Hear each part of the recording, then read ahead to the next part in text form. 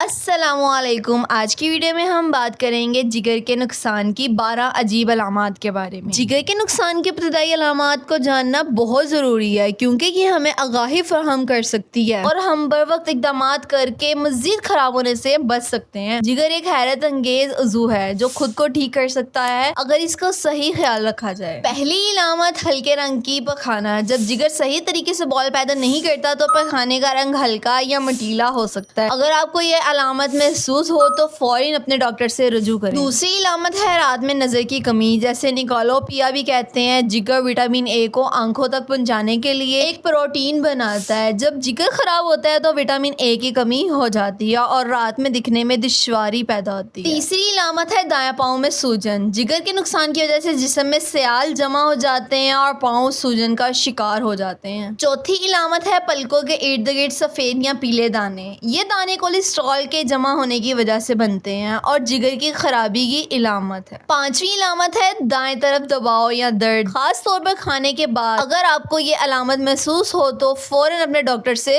رجوع کریں۔ چھٹی علامت ہے جلد پر جامنی یا سرخ دانے۔ جگر کی خرابی کی وجہ سے خون جمنا شروع ہو جاتا ہے اور جلد پر دانے بن جاتے ہیں۔ ساتویں علامت ہے پھٹکی ہوئی ایڑیاں۔ جگر کے نقصان کی وجہ سے جسم میں وٹامن بی کی کمی ہو جاتی ہے جو جلد کو نمی فراہم کرنے میں مدد دیتا ہے۔ اس کی کمی کی وجہ سے ایڑیاں پھٹنے لگتی ہیں۔ آٹھویں علامت ہے سفید یا سوجی ہوئی ناخن۔ اگر آپ کے ناخن سفید ہو جائیں تو جگر کے مسائل کی نشاندہی کر سکتے ہیں۔ نویں علامت ہے گہرے رنگ کا پیشاب۔ اگر پیشاب کا رنگ گہرا پیلا یا بھورا ہو جائے تو یہ جگر کے نقصان کی علامت ہو سکتی ہے۔ 10ویں علامت ہے یرقان۔ اگر آپ کی جلد یا آنکھیں پیلی ہو جائیں تو یہ یرقان کی علامت ہو سکتی ہے۔